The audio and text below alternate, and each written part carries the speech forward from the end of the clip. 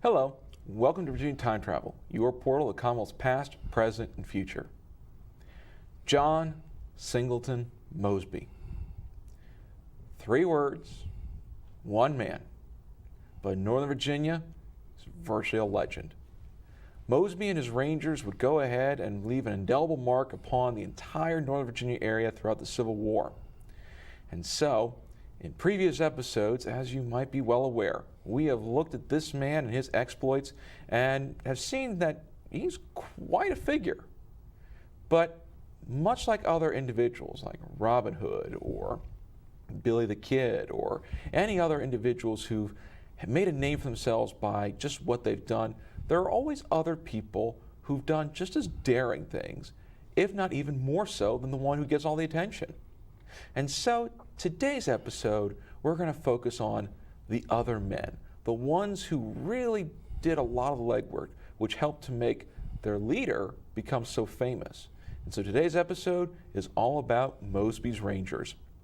Joining me is Eric Buckland, author about Mosby's Men, and today he's going to shed some light all about these individuals. Eric, welcome to the show. Thank you very much. It's an honor. And, Mosby's Rangers, how many men did he have to begin with?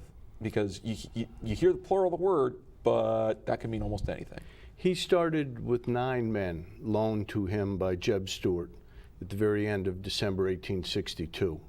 They were up, they had done what was known as the Christmas raid at its conclusion before Stuart returned to the Fredericksburg area with the Southern Cavalry to go into winter encampment. He told Mosby, who was a scout, he was actually a man with no rank at that point, that he was going to leave him behind enemy lines with 9 men. This was an idea that Mosby had been espousing for several months. So he left him with 9 men early January 1863, and the legend started there. He operated with those 9 men for about 2 weeks, returned at the end of those 2 weeks or so to Fredericksburg. But with those 9 men, there were 30 Union prisoners, their horses, and all their equipment. And Stuart thought that was pretty good bang for the buck. So he gave him 15 more men, told him to go back up to where in the northern Loudon area to continue what he was doing. And that's when he really took off as the Mosby everyone knows of today. Now, with these 9 men, did they all make it to the end of the war with Mosby, or did they eventually get stopped short? There's some confusion over who all of the original 9 men were. To the best of my knowledge, any of the men who did stay with him, with the exception of Tom Turner, there were 2 Tom Turners who rode with Mosby, all of them made it to the end. Turner was killed.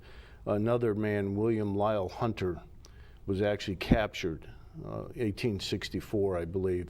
And he was a prisoner of war for the remainder of the war. He was one of the immortal 600, if you're familiar with them. But that's a group of Southern officers who were held prisoner under what the Union termed retaliatory measures. And they spent several months eating nothing but roasted corn and pickles. And they were not very well clothed or very well housed during that time. But he lived through that, the trials and tribulations of that, and actually ended his life out in the Desert Valley area in California.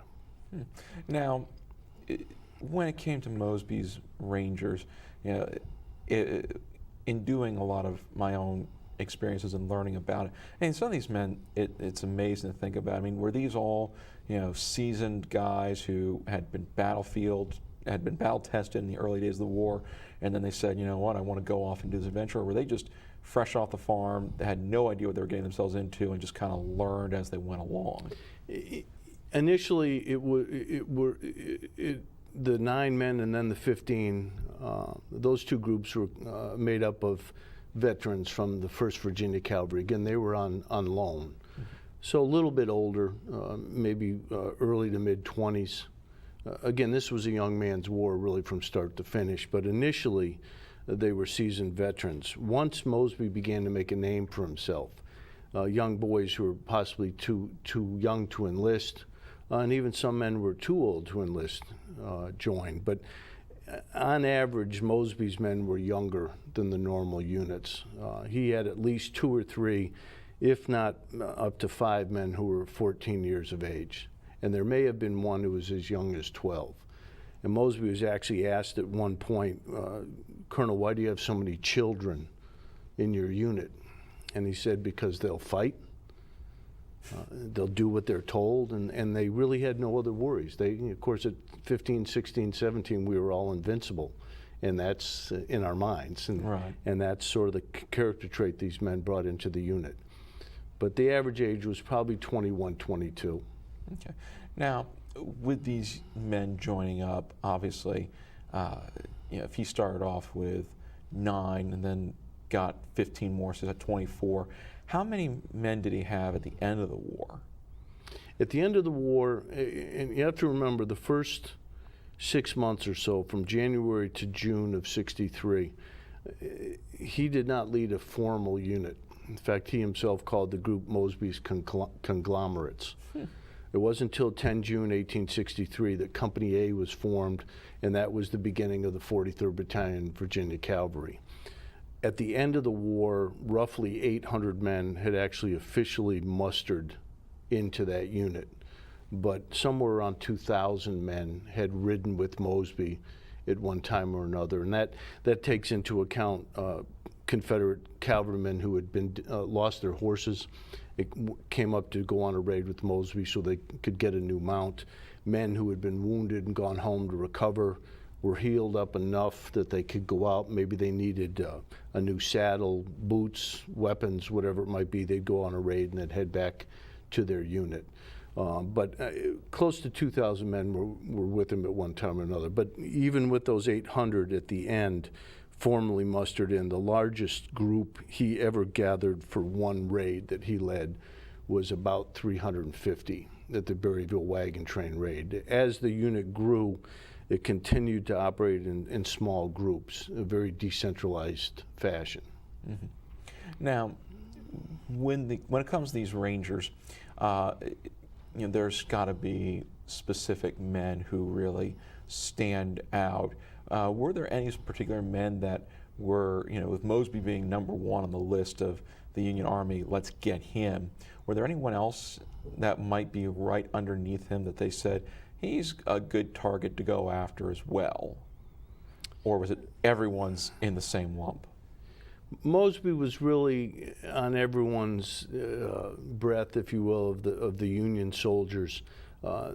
After that, they were really after the Rangers as a group. There were a couple of known outlaws, for lack of a better word. In fact, one of the Rangers, either John Munson or John Alexander in their book, refers to a small group of Rangers known as Brevet Outlaws. And some of those were known because of their somewhat notorious behavior. Not necessarily when they were riding with the Rangers, but on their off time when they'd go off and amuse themselves in other ways. And some of them were known, but generally the Union troops, besides Mosby, were looking for any of the Rangers. Now, did they have any specific thing that they would wear or make sure they had a way of look so that Confederate soldiers knew those are Mosby's men, or was it just you had to ask to know whose battalion or regiment you were with? The word that I've always, and I've seen nothing contrary to this, the word was that when you went out on an operation or a raid with the Rangers, you had to wear something gray. As the unit expanded, had more success, other men came into the area. Now, there were problems with stragglers, deserters, both northern and southern in the area, who were truly outlaws. They were not much more than thugs or brigands. And because of that, Mosby actually started to sign ID papers, if you will, for each of those men, and they had to carry them. But generally, the Rangers obviously knew each other. The biggest threat to them would be Union soldiers in blue. There's never too much of a question there. The one threat they did run into later on in the war was a group called Jesse Scouts, who were Union soldiers who dressed in Confederate uniforms, and that did cause problems for Rangers on a couple of different occasions when they were a little too trusting. Now, because Now, when it comes to those uniforms, like, is this something the Union figured out, hey, let's sneak our guys in there and wreak havoc, and the Rangers just happened to be the unfortunate victims, or was this like that was their specific target for that one Union scouting group? For the Jesse Scouts? Yes. Well, they operated not just in what we know as Mosby's Confederacy, Loudon and Fauquier, Warren and Clark, but through the valley as well.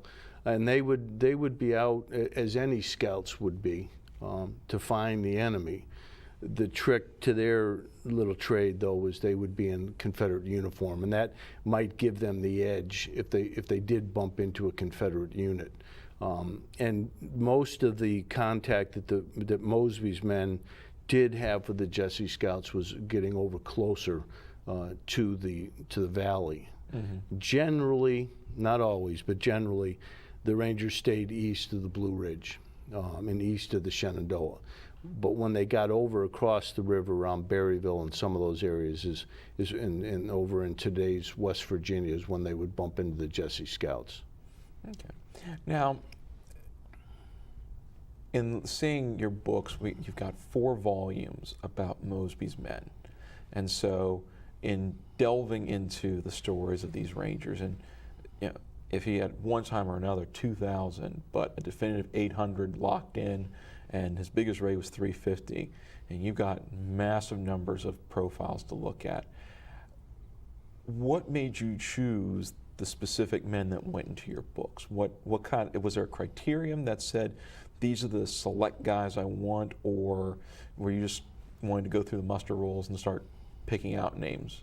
Well, there's a pretty simple answer to that. I really started with Mosby's Cadet Rangers, and that was my first book. There were 58 men who matriculated at Virginia Military Institute and rode with Mosby. And I had their names primarily from the regimental history written by Horace Mewburn and Hugh Keene. And I literally went through all 2,000 names and found those connections to VMI. So I had a list to begin with, and then I started to do research on them. I really started that about the time my youngest son was a rat or a freshman at VMI, and it was somewhat to honor him and to honor those men who'd gone to VMI and ridden with Mosby. And from there, I met men who were friends with those, what I call Cadet Rangers. And the truth is, when I would come up with a name, again, starting with the regimental history, I've gone through every single name in that history. Googled them to begin with. Mm-hmm. It would just a very quick search to find if there was anything there. And then the quest would take off from there. But the men in the books are truly, especially the Mosby Men series, if I could not find 2 or 3 pages of information, mm-hmm. The man wouldn't go in the book. The Cadet Rangers, I wanted to have them all together. So in some cases, the information is very, very limited. But one of the things that's been disappointing, but I guess should be expected, is after 150 years, some of these people are nothing more than a name. Mm-hmm. They can't find a gravestone, can't find any descendants. But I've had good luck with the men I've found so far. And one of the nice things about having done these books is I continue to have descendants reach out and either attack me, why isn't my great-great-grandpap in here? And my first question will always be, well, do you have any information on him? Well, no. But in many cases, people will come up with pictures that haven't been seen and letters and other information. So it's an ongoing effort. And so in doing all this research, I'm sure by now you've probably got your best of the best, the guys that you say, oh, what I wouldn't give just to get to sit down and meet with them. And so I want to pick your brain and find out who are the Rangers that, if you had to go ahead and pick, say, your top 3 Rangers, that if you could sit down at a dinner for 4 and those 3 guys were on 3 sides of you and you could talk to, who are your 3 that you would love to meet and get to know better? I always say my favorite Ranger is a man named Charles Henry Deere. He was called Charlie. He was 16 years old when he left VMI, probably February of 1863. And in the ensuing 26 months or so, he was shot 12 times. In February of 1865, he got into a fight where he was literally clubbed from the top of his head to the bottom of his feet by Union cavalry. It was called the Mount Carmel fight. And as the Rangers would do, they'd close with the Union cavalry. They used pistols as their primary weapon. And so it was up close and personal for these guys when they fought. The Union cavalry were carrying repeating rifles, and they couldn't bring them up to fire them, but they could swing them to club, and they just beat the stuffing out of Charlie. He got through that. The day after Lee had surrendered at Arundel's, or at Appomattox on the 9th of April, on the 10th of April here in Fairfax County near Burke Lake at a place called Arundel's Tavern, the Rangers, about 2 companies of the Rangers tangled with the 8th Illinois Cavalry. And the 8th Illinois whooped them in the fight and ran them off the field. As the Rangers were trying to get away, Charlie's horse, Old Thunder, went down and rolled over on top of him. Now, he lived to be 82 years old. So when you talk about sitting down at dinner, there's a great story. After the war, he owned a boarding house and tavern in Washington, Virginia, in Rappahannock County. And the story goes that Charlie on Sunday nights would have the guests in to dinner. He would sit at the head of the table and carve the meat, sort of in the position of the father. But as he would carve the meat, rather than placing it on the plates and passing it down, Charlie liked to hand the plates out empty, carve the meat, spear it with his knife, and then fling it down the length of the table. And they say he never missed. Actually, one night, one of the guests, not knowing who Charlie was, made a comment about the Rangers being nothing more than cutthroats. And Charlie picked the knife up and put it along that guest's throat and suggested he might want to take that comment back. And there are some stories about Charlie being pretty rowdy. So maybe I'd meet him before dinner for drinks. There's several. The Chapman brothers, Sam and William. William was younger by 2 years, ended up being the lieutenant colonel or second in command. Sam, again, his big brother, really ended up being lifelong friends with Mosby. They exchanged letters. Sam went on to become a minister. He was a chaplain in the Spanish-American War, actually deployed to Cuba with the unit he was a chaplain for. William went on to work for the Revenue Service. And actually, the only time he was ever wounded in any sort of firefight was as a revenuer, never with riding with Mosby, but he was wounded later on. I think both of them would be very interesting. Now, in discussing the show a little bit earlier, you had mentioned that some of these men, they have these hard lives as a ranger, but then they go on and they become exceptionally successful in life. It's kind of like Wade Hampton. He lost everything and turned around and got it all back. Right. And can you tell us a couple of those individuals? There were 2 brothers, Charles Edward and William George Conrad from Front Royal, or just outside Front Royal. Came from a large family. Their father was very successful, owned essentially a plantation. 11 siblings, if I'm not mistaken. They joined Mosby in 1864 when Charlie was 14 and William was 17. And if you're familiar with the history of the Rangers, later on in 1864, the war was truly getting ugly. It was dangerous business to be a Ranger.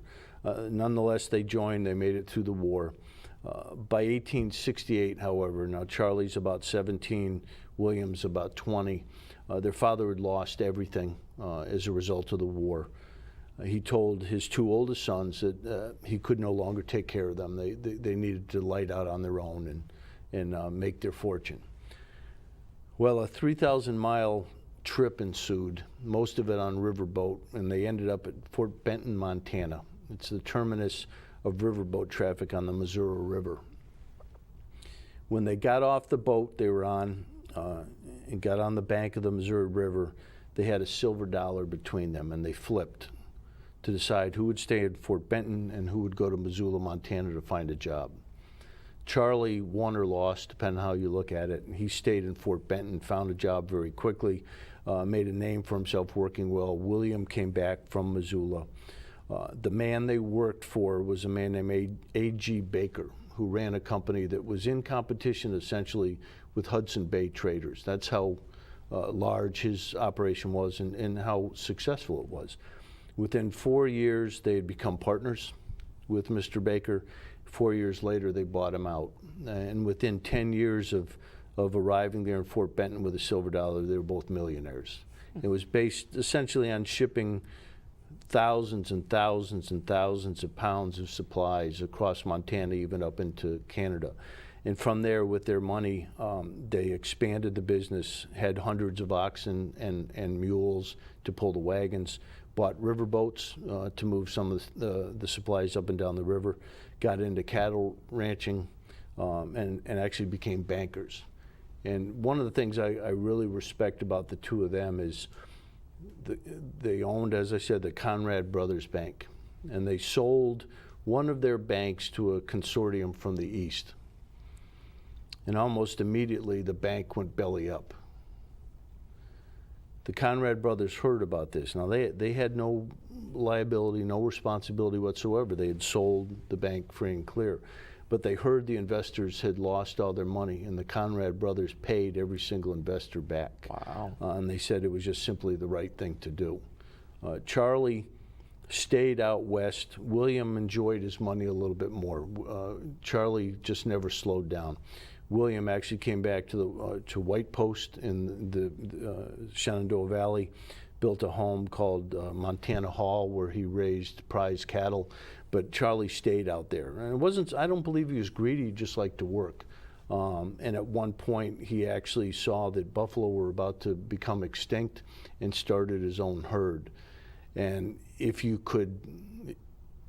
had the desire to go up and swab a buffalo's mouth today and test for DNA, you would probably find, if you could track them back, that a lot of the buffalo that still live in the United States today are courtesy of Charlie Conrad realizing that they needed to be saved.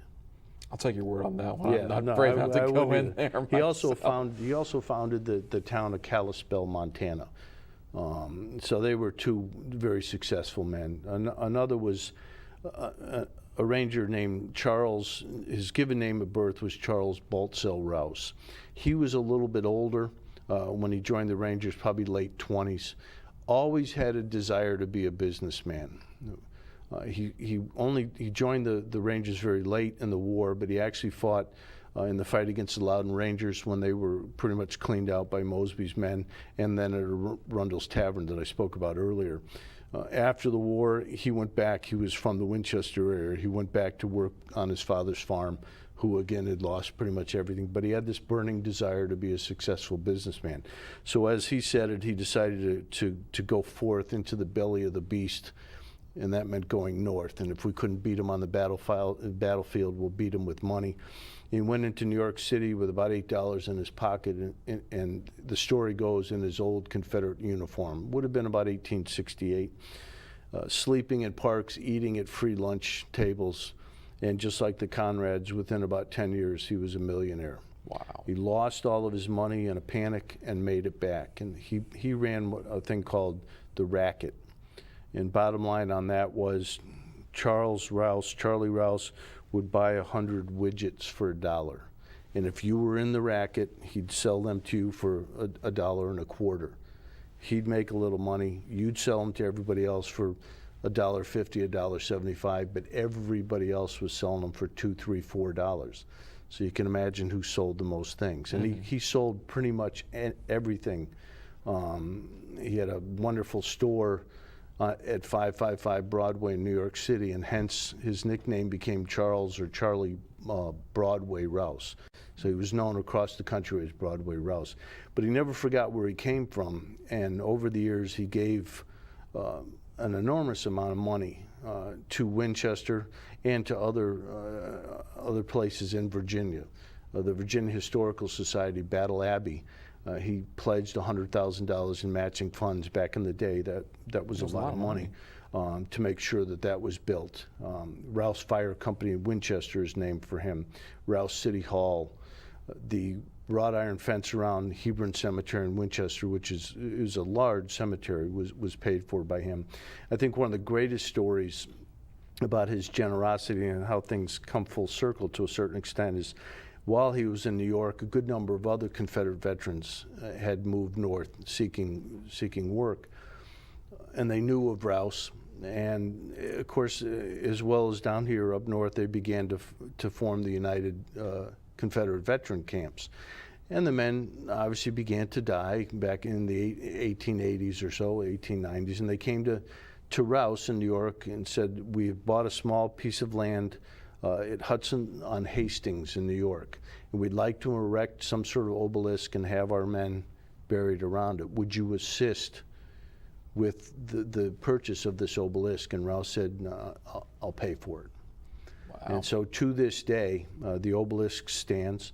There's in Mount Hope Cemetery, Hastings on Hudson, New York, about 50 Rangers or 50 Confederate veterans and their wives buried around this obelisk. 3 of them were Rangers. One was actually the grandson of President James Monroe. Wow.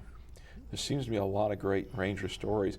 And when it comes to looking at the Rangers, there's plenty more to think about. To learn more about Mosby's Rangers, please visit our website at www.timetravel21.com or email us questions at timetravel21@yahoo.com. This has been Virginia Time Travel, your portal to the Commonwealth's past, present, and future. Hoping that the next time you head out to Loudon and Fauquier, maybe you might find some Mosby's Rangers.